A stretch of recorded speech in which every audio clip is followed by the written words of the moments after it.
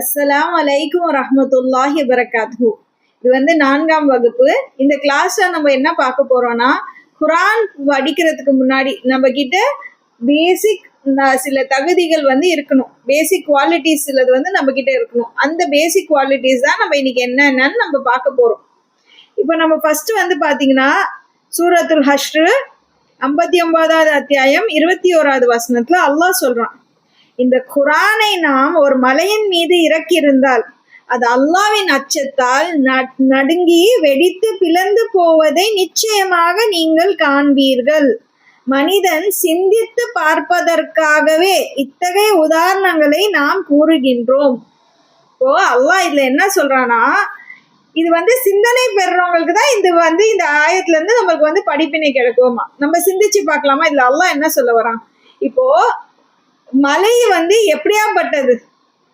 ஒரு மலை அது உறுதியானது. அது எப்பவுமே நிலைச்சு நிக்குது. இப்போதான் அது காலகாலமா இந்த உலகம் படைச்சதுல இருந்து அல்லாஹ் சில மலைகள் நிலைச்சு இருக்குது. அப்போ அது காலகாலமா அது எவ்வளோ விஷயங்கள் அது பாக்குது, எதிர்கொள்ளுது. ஆனா அது எப்படி இருக்கு, அதோட தன்மை எப்படி இருக்கு? உறுதியா இருக்கு. அது வெயில பாக்குது, மழைய பாக்குது, காற்று வீசுறது அது மேல. ஆனா அது எப்படி இருக்கு? அதோடைய தன்மை நிலைச்சு அப்படியே நிக்குது. அதோட இது எப்பவுமே மாறுறது இல்லை. அந்த சொல்றாங்க, இந்த பூமி உறுதியா இருக்கிறதுக்கு அது பில்லர் மாதிரி அது நிக்குது அங்க உறுதியா. அப்போ இந்த மாதிரி ஒரு மலை இருக்குது. ஆனா அதுக்கு மேல குரான் இறங்கிச்சுன்னா அல்லாஹ் என்ன சொல்றான், அந்த குரானுடைய அச்சத்தால் அது பிளந்து போவதை நீங்கள் காண்பீர்கள். அப்படியே பிளந்து என்ன ஆயிடும், மண் துவல்களா மாறிடும், அப்படியே டஸ்டா மாறி போயிடும். அப்போ அல்லாஹ் கிட்ட என்ன சொல்லுது அது, அல்லாஹ் நான் இது வரைக்கும் நான் இப்படி இருந்தேன் அல்லாஹ், நான் மலை மாதிரி இருந்தேன் அல்லாஹ், நான் ஸ்ட்ராங்கா இருந்தேன் அல்லாஹ், உறுதியா நிலைச்சு நின்றேன் அல்லாஹ். இப்போ நீ என்கிட்ட குரான் வந்தோடனே நான் என்னவா மாறிட்டேன், நான் அப்படியே மண் துகளா மாறிட்டேன் அல்லாஹ். நீ என்னவா என்ன விரும்புறியோ அந்த மாதிரி என்ன மாத்தி அல்லாஹ். நீ வேணும்னா என்ன ஒரு சிற்பமா மாற்று, இல்ல ஒரு சிலையா மாற்று, இல்லாட்டி ஒரு மாளிகையா மாற்று, இல்லாட்டி ஒரு குடிசையா மாற்று, இல்ல என்ன ஒரு மஸ்ஜிதா மாற்று, எது வேணாலும் என்ன மாற்றியாலாம். நீ என்ன விரும்புறியோ அந்த மாதிரி என்னை மாற்றியாலாம். நான் உன்னுடைய அடியானா இருக்கிறேன் அல்லாஹ். நம்ம சொல்றோம்ல, எல்லா ஜீவராசிகளும் அல்லாஹ்க்கு தஸ்பீ செய்தான், எல்லாம் அல்லாஹ்க்கு அடிபணிஞ்சிருக்கு. அந்த மாதிரி அதுக்கு ஒரு என்ன மலை சொல்லுது, ஏன்னா அப்படியே நான் உன்னை அடிபணிஞ்சுக்கிறேன்ல, நீ என்ன வேணாலும் என்னை மாத்திடியாலான்னு சொல்றாங்க. இப்போ இதுல இருந்து நம்மளுக்கு என்ன தெரியுது, இப்ப குரான் மலை மேலே இறங்கிடுச்சா? இல்லையே. இது குரான் எங்க இறங்கிடுச்சு? மனிதனாகிய நம்ம கல்வில இறங்கியிருக்கு. அப்போ நம்ம என்னவா என்ன இதுல இருந்து நமக்கு தெரிஞ்சுக்கணும். இப்போ நான் ஒண்ணுமே இல்லையா அல்லாஹ், இது வரைக்கும் மலை எப்படி இருந்திருக்கும், இவ்வளோ வருஷமா அது நிலைச்சுன்னு இருந்திருக்கும். இந்த குரான் வந்தோடனே அதோடைய எல்லா குவாலிட்டிஸையும் மறந்து அது அப்படியே அது மாத்திக்குது. இதே மாதிரிதான் நம்ம இது வரைக்கும் நம்ம நம்மளுடைய எல்லாத்தையும் நம்ம அப்படியே அடிபணிஞ்சிடணும். அல்லாஹ் நீ என்னுடைய எஜமானன், நான் உன்னுடைய அடிமை. நீ எஜமானனா நீ என்கிட்ட என்ன கட்டளையிடுறியோ அது நான் பின்பற்றக்கூடியவனா ஆயிடணும் யா அல்லாஹ்னு சொல்லி நம்ம கேட்கணும். நம்ம அப்படியே மாறிடணும்.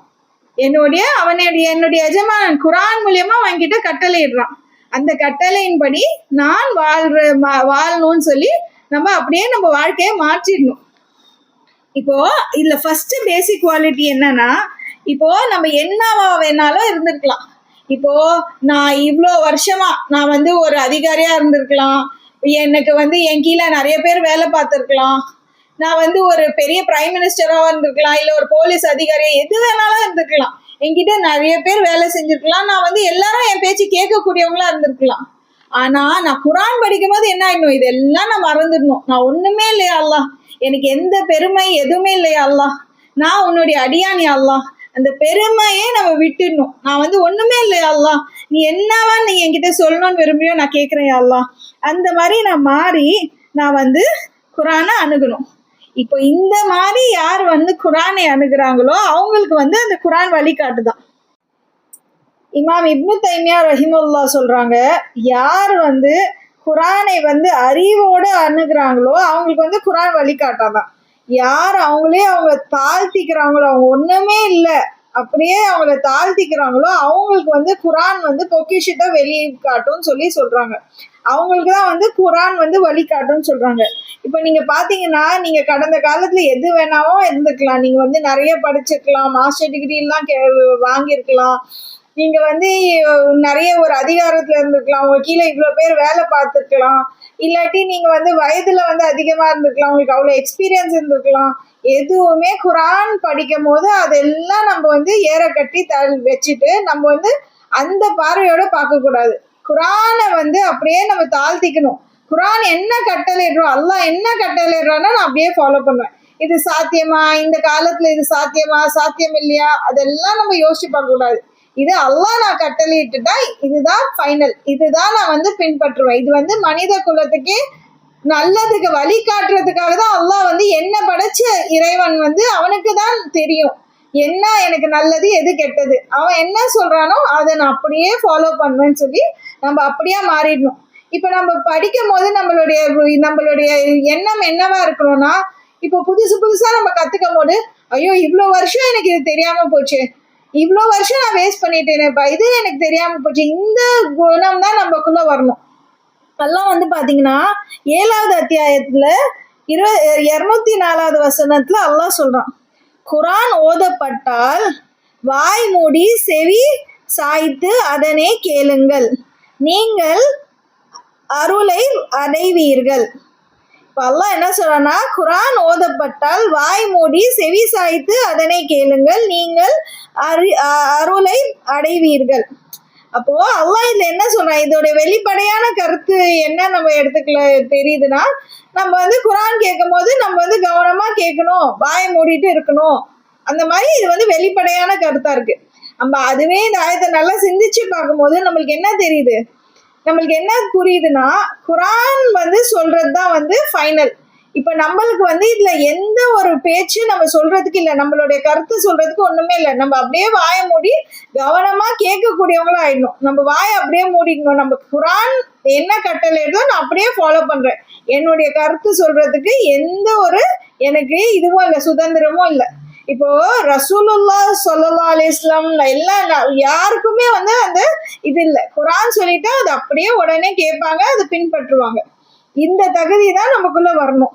நமக்கு அதுவும் எப்படி கேட்கணும், கவனமாக கேட்கணும். குரான் படிக்கும் போது அப்படியே ஃபோக்கஸ்டா இருக்கணும்.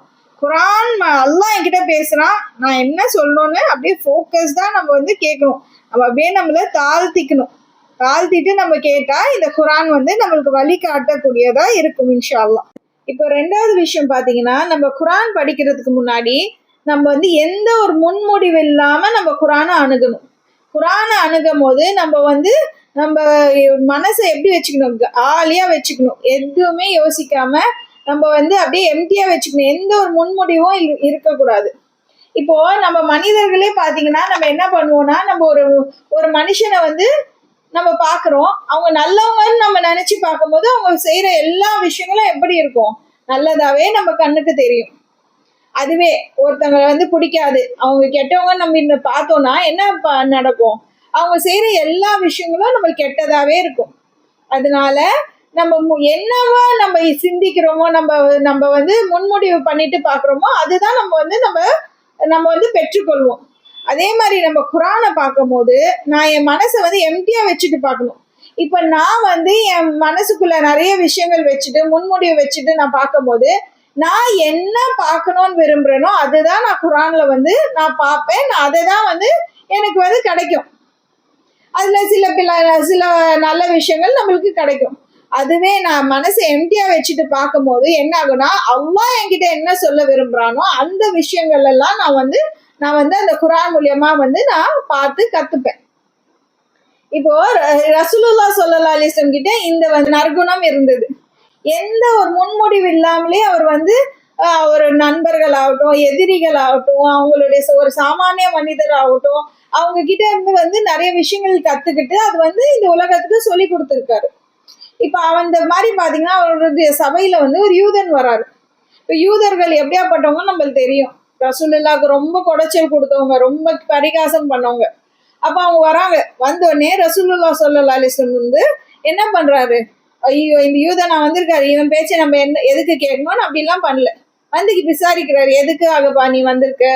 அப்ப அந்த யூதன் சொல்றாரு, என்னப்பா நீங்க ஷிர்க் வைக்க கூடாதுன்னு சொல்றீங்க, நீங்களே ஷிர்க் வைக்கிறீங்களே. ரசூலுல்லாஹி ஸல்லல்லாஹு அலைஹி வஸல்லம் உடனே இவன் என்ன சொல்றது, நம்ம என்ன கேட்கறதுன்னு அப்படி இல்லாம கேட்கிறாரு, என்னப்பா நாங்க ஷிர்க் வைக்கிறோம்? அப்போ அந்த யூதன் சொல்றான், நீங்க வந்து காபா மேல சத்தியம் விடுறீங்களே, எந்த ஒரு விஷயத்துக்கு நம்ம சத்தியம் விட்டாலும் அது வந்து நம்மளுக்கு நல்லது கெட்டது அது தெரியணும், நம்மளை தண்டிக்கிற கூடிய சக்தி அதுக்கு இருக்கணும். இப்போ நீங்க காபா மேல சத்தியம் விடுறீங்களே, அதுக்கு எந்த சக்தியும் இல்லையே. அப்போ சொல்லும் போது ஆமா ரசூலுல்லாஹ் வந்து அவர் தப்பை ரியலைஸ் பண்ணிட்டு, ஆமால நம்ம தப்பு செய்யறோம்ல, அப்போ நம்ம வந்து இது நம்ம கூப்பிட்டு சஹாபாக்களை கூப்பிட்டு சொல்றாங்க, இனிமேட்டு நம்ம வந்து காபா மேல சத்தியம் இடக்கூடாது, அது வந்து ஷிர்க்கு. அதனால நம்ம சத்தியம் இடும் போது என்ன பண்ணோம், உங்களுக்கு காபா பிரியமா இருக்கிறதுனால காபாவின் இறைவன் மீது சத்தியமாகன்னு சொல்லி சொல்லுங்கன்னு சொல்லி சொல்றாங்க. இப்போ அவர் ஃபர்ஸ்டே ஒரு முன்முடிவு வச்சுட்டு அவர் அந்த யூதன் கிட்ட பேசியிருந்தேன்னா இந்த நல்ல விஷயம் அவர்கிட்ட இருந்து கத்திருக்க முடியாது. அவர் என்ன பண்ணாரு, அவங்க சொல்றத அவர் வந்து அப்படியே கேட்டாரு, அதை வந்து அப்படியே அது வந்து நல்ல விஷயமா அது அவருக்கு வந்து அவர் கத்துக்கிட்டாரு. ஸோ இந்த ஒரு நற்குணம் நமக்குள்ள வரணும். அதுவே நம்ம குரான்ல பாக்குறோம்ல, இந்த குறைஷ் மக்கள் வந்து ஏன் வந்து அல்லாஹ் மேல ஈமான் கொள்ளல? அவங்க என்ன நினைச்சாங்க, அவங்க வந்து முன்முடிவு வச்சிருந்தாங்க, எங்க பாட்டன் பாட்டியார்கள் என்ன செய்யறாங்களோ எங்களுடைய மூதாதையர்கள் செஞ்சதுதான் கரெக்ட், அவங்க செஞ்சதுதான் கரெக்ட் பண்ணாங்க, அதை தான் பின்பற்றுவோம்னு சொல்லி அதுல அவங்க உறுதியா இருந்தாங்க. அதனால இந்த குரான் வந்து அவங்களுக்கு உண்மைன்னு தெரிஞ்சா கூட அது வந்து அவங்களால ஏற்க முடியல. அதே மாதிரி அவங்க என்ன நினைச்சாங்க, நாங்க வந்து இறந்து போய் மக்கும் இதுவா மண் ஆயிட்டோன்னே நம்ம வந்து உயிர்ப்பிக்கப்படுவோமா, மறுமைங்கிறது ஒன்று நம்பவே இல்லை. அது அந்த ஒரு இதுவா இருந்தாங்க. ஸோ அதனால அவங்களால இந்த குரான் வந்து அவங்களால ஏற்றுக்கொள்ள முடியல, அவங்களுக்கு எந்த ஒரு மாற்றமும் தரல. ஸோ நம்ம குரானை படிக்கும் போது நம்ம எந்த ஒரு முன்முடிவு இல்லாம நம்ம வந்து கிளியரா நம்ம மனதை கல்வை எம்டியா வச்சுக்கிட்டு நம்ம அணுகணும். அப்பதான் வந்து நம்மளுடைய கல்வில வந்து அல்லாஹ் என்ன சொல்ல வரானோ அது வந்து நம்மளுக்கு வந்து புரியும். நம்மளுக்கு வந்து நிறைய குரானுடைய பொக்கிஷங்கள் எல்லாம் வந்து நம்மளுக்கு வெளியே வரும் இன்ஷா அல்லாஹ். இப்போ மூணாவது விஷயம் என்னன்னா, நான் குரானை வந்து செயல் வடிவத்துக்கு கொண்டு வந்துடணும்.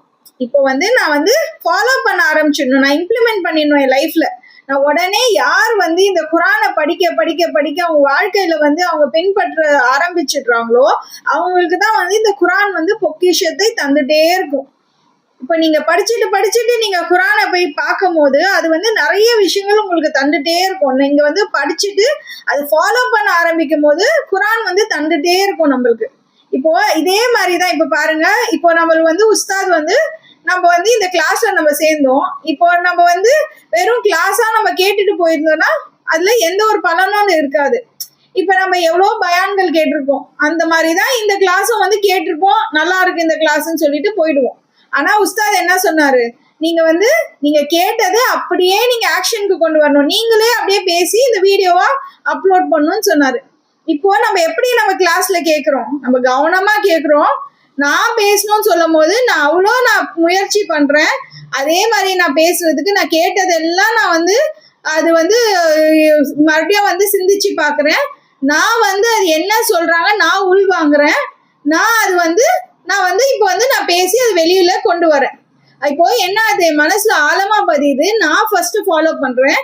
இது நான் மற்றவங்களுக்கும் சொல்லும் போது எனக்கு இப்போ வந்து ரொம்ப இலகுவா இருக்கு.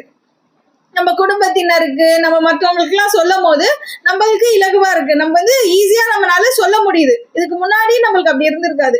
அப்ப இப்ப நான் என்ன கொண்டு பண்ணிருக்கேன்னா, நான் வந்து இப்ப நான் கேட்டது வந்து செயல் வடிவத்துக்கு கொண்டு வந்திருக்கேன். அப்பதான் வந்து நான் அந்த ரிசல்ட்டை வந்து அச்சீவ் பண்ண முடியும். அதே மாதிரிதான் குரானை நம்ம வந்து ஃபாலோ பண்ணிட்டு நம்ம போய் குரானை போய் நம்ம மறுபடியும் நம்ம படிக்கும் போது அதோட பொக்கிஷங்கள் தந்துட்டே இருக்கும். அதுக்குள்ள இருக்கிற முத்துக்கள் பவனங்கள் நம்ம வந்து யூஸ் பண்ணிட்டு போயிட்டே இருக்கலாம். அப்போ இந்த நம்மளுக்கும் வழிகாட்டும், நம்ம குடும்பத்தினருக்கு வழிகாட்டும், இந்த சமுதாயத்துக்கு வழிகாட்டும், இந்த உலகத்துக்கே வழிகாட்டக்கூடியதா ஆயிடும் இந்த குரான் இன்ஷா அல்லாஹ். இப்போ குரான் வந்து இப்போ நம்ம பார்வையில வந்து குரானோடைய அறிவாளின்னா யாருன்னு நம்ம சொல்லுவோம். இப்போ நிறைய குரானை யார் கத்துருக்காங்களோ, குரானோடைய அறிவு யாருக்கு நிறைய இருக்கும், குரான்ல என்ன கேள்வி கேட்டாலும் யார் பதில் சொல்றாங்களோ, இப்போ அந்த மாதிரி இருக்கிறவங்களதான் நம்ம அறிவாளி. நம்ம பார்வைக்கு நம்மளுக்கு அப்படிதான் நம்ம சிந்திக்கிறோம், அப்படிதான் நம்ம வந்து யோசிச்சு வச்சிருக்கோம். ஆனா குரான் என்ன சொல்லுதுன்னு பாருங்க. 39வது அத்தியாயம் 18வது வசனத்துல அல்லாஹ் என்ன சொல்றானா, அவர் குர்ஆனுடைய அறிவாளிகள். இப்ப அறிவாளிகள்லாம் யாருன்னா, அவர்கள் எத்தகையவர்கள் என்றால், பேச்சுகளை செவியுறுவார்கள், அதில் அழகியதை பின்பற்றுவார்கள். இத்தகையவர்கள் அல்லாஹ் நேரான பாதையில் செலுத்துகின்றான். இன்னும் அவர்கள் அறிவாளிகள். யார் பேச்சுகளை செவியுறுத்தி அதுல நல்ல விஷயங்களை பின்பற்றுவாங்களோ, யார் ஃபாலோ பண்ணுவாங்களோ, அவங்கதான் நேரான பாதையிலும் இருக்காங்களா, அவங்கதான் அறிவாளிகளும். யார் சொல்றா? அல்லாஹ் சொல்றான் குர்ஆன்ல. ஸோ நம்ம ஃபாலோ பண்ணாதான் நம்ம அறிவாளிகள். நம்ம வெறும் இல்மை வச்சுட்டு, வெறும் நாலேஜ் வச்சுட்டு நம்ம ஒண்ணுமே பண்ண முடியாது. இப்ப நம்மளே கேள்விப்பட்டிருப்போம்ல, அந்த யூதர்கள் மாதிரி அந்த இமாம்கள்லாம் இருந்தாங்கல்ல, அந்த மாதிரி ஆயிடும். வெறும் நாலேஜை கத்துக்கிட்டு நம்ம ஒன்றும் பண்ண போறோம். அது நம்ம செயல் வடிவத்துல கொண்டு வந்தாதான் நம்ம வாழ்க்கைய மாற்றும். இன்ஷா அல்லாஹ். குர்ஆன்